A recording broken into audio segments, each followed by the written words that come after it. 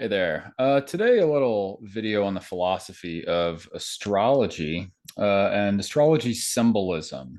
And I may go into more detail about each of the parts at a later time, but this is more about the general theory of metaphors and symbolism in astrology. So, your astrological birth chart is a map of your innate perceptions and predispositions for responding to the world, to responding to certain kinds of people, certain kinds of events, certain aspects of reality.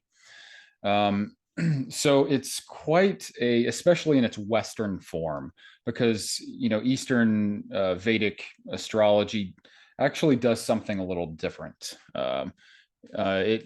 It also works, but for different purposes and in a different way. But in Western astrology, what we primarily focus on is psychology. What are the perceptual predispositions of a person? Those are the things that the different parts of a birth chart represent. We're complex people, there are definitely many parts to our perception, and they're all connected or opposed with each other in different ways, and that's what the aspects tell you, is the relationships between little parts of yourself. But for today, I just want to mention my personal theory that everything physical that we can observe about the planets, every attribute that they possess, tells us something about the psychological significance of each of those planets or planetary bodies that we consider in astrology. So, for example, the sun is at the center of the solar system. It's not at the center of our chart. It's not at the center of our being, because generally we don't take a heliocentric view of the birth chart. We take a geocentric view. So your birth chart is from the perspective of you at the time and place of your birth, looking outward into the heavens. Okay. But the sun is just one thing in the sky that we see when we look outward. And therefore, it should be seen as only one thing that we see when we look inward and we self-reflect. And what the sun represents is our ego, our energy source, and our energy reserves, and the heat and light and energy that we provide to our surroundings. Just like what the sun represents physically in the solar system, it is the source of heat and light and energy for the rest of the stuff going on in the solar system. And it also represents, since it's our ego, our sense of identity, right? So without it, we wouldn't be able to really do anything. We wouldn't have a sense of identity.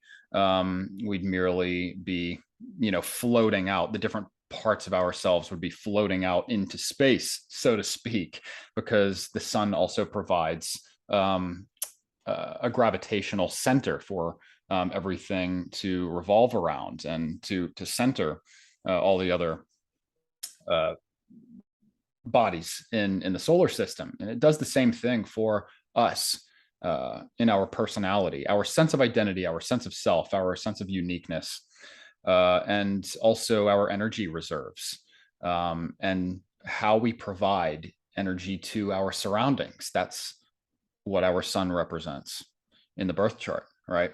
So everything that we can observe about the sun has psychological significance as far as our birth chart goes. Take Saturn. Saturn is one of the biggest planets, so it's one of the most important parts of us. And it has these big, thick rings around it that signify protection and boundaries and principles. And those are the kinds of things that Saturn represents psychologically as well. Your Saturn in your chart describes your sense of boundaries and rules and principles and discipline, and also hard karmic lessons. It's kind of far out there, but we can still see it.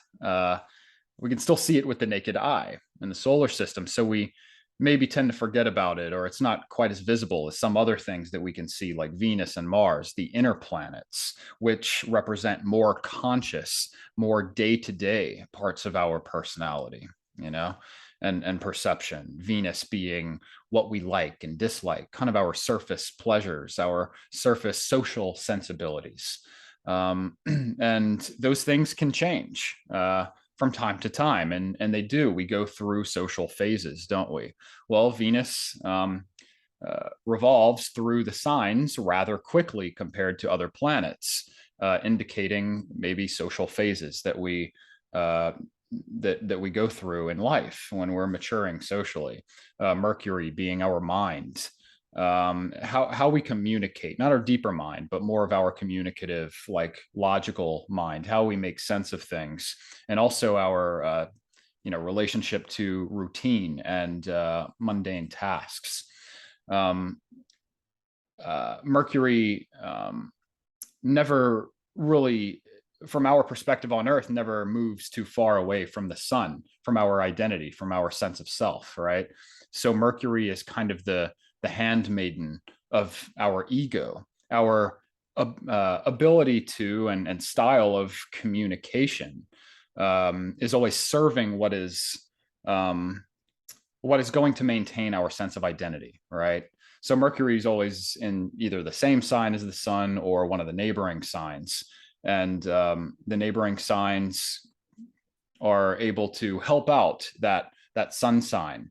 Or if Mercury is in the same exact sign as the sun, is conjunct or at least in mutual reception, they're working together in a very harmonious fashion. You know, someone who has Sun conjunct Mercury is very able to say, readily able to say what is on their mind, and to put their ideas into space in an accurate and concise way for the most part. And it may not always be through language. It depends which house and which sign those two things are in. It could be through music if they're both in Pisces in the fifth house or something like that. So anyway, you get the idea, right? Every attribute that we can observe in physical space about the planets and the planetary bodies that we consider in astrological work has some psychological significance. Again, Saturn kind of got away from that one, but Saturn does represent our principles, our boundaries. It has those thick rings that fort, protecting, conserving its core, trying to maintain structure and order so that it can stand the test of time. That's what Saturn does. It's like the old grandfather who's never wrong, who has an idea, puts it out there, and there's this sense when your grandfather speaks to you that, all right, he's wise enough, right? Like he's lived his life and he's learned some stuff, and I'm not going to question that too much, right? So when Saturn brings us certain lessons, we shouldn't really question them too much. We should assume their truth until we can see that otherwise those things may not be true, but we'll still be putting ourselves, based on the Saturnian lesson, in a situation that is going to force us into the learning and the discipline and the maturation that we need to in order for our lives to be karmically satisfying. Jupiter, on the other hand, I'll mention two more planets. Jupiter has it's big of all the planetary bodies, are the actual planets in the solar system. It's as big as all of the rest combined. So, and then it has a nice little thin ring around it, right? So, likewise, what Jupiter means psychologically for us is expansion, abundance, big ideas, higher learning. We're putting out more energy than we're taking in. That's literally what Jupiter does. And that's also what we do if we are very Jupiterian in our chart. If somebody has like a Sagittarius rising with their Jupiter right on the ascendant, that would be a very warm and expansive person, someone who's very interested in learning and likes to give a lot of their energy away and doesn't really get exhausted from that. But Jupiter needs boundaries too. And so there's this reminder that even in the process of Jupiterian expansion, there's that thin ring around Jupiter reminding us that we still need discipline, we still need structure, we still need a container, no matter how large, for security, purposes, and for maintaining things through time.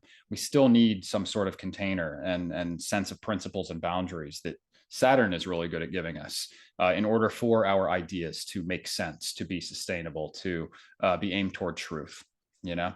And then I'll just go with Pluto because it's another good contrasting example.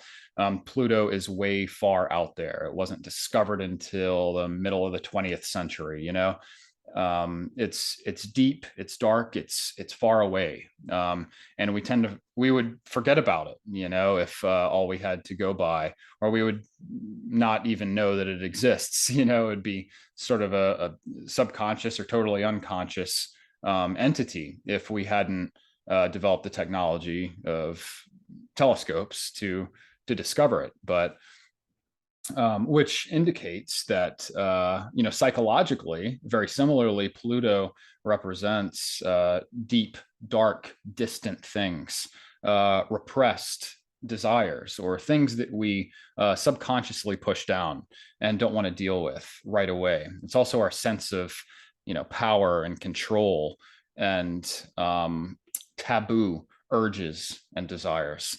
And so it's things that are really out there. If your Pluto is on an angle, that indicates that there's going to be a darkness, a more, sort of taboo energy that accompanies your personality in a more conscious way that people are going to be able to see.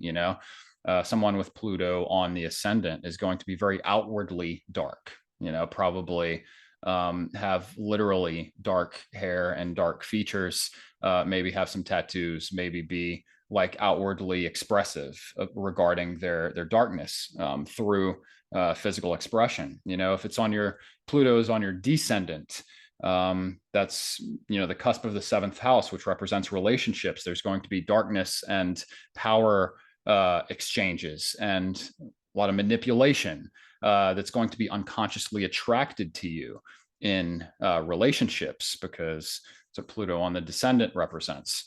And the descendant is also what you unconsciously attract.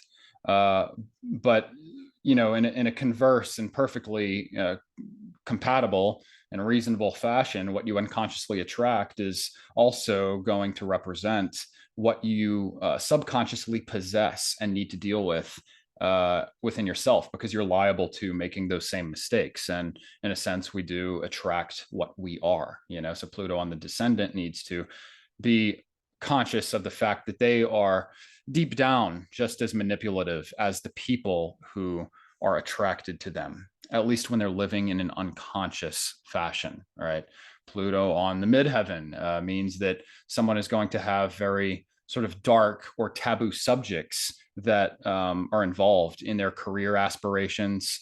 They're going to have at least a very power-seeking style of authority and of leading, at least, again, if they're living unconsciously, if it's not controlled, if there isn't balance in other ways. This person could be very manipulative in business. And also they can sort of serve as a guilty pleasure for some people, because their public persona and their work personality is being unconsciously projected as something that is dark, taboo, and maybe a guilty pleasure, because we all like Pluto things deep down, don't we? Well, sure, everybody likes similarly looking through a telescope and seeing something that we can't normally see under most conditions. So that's just a little bit about the planets, with a few examples and their physical attributes being metaphors, being symbols for deeper psychological significations in our perceptions, in the way that we see things and behave. especially when we're living unconsciously. You know, again, you can overcome your birth chart. You can get a handle on things and become more conscious of your natural tendencies to navigate your path through life.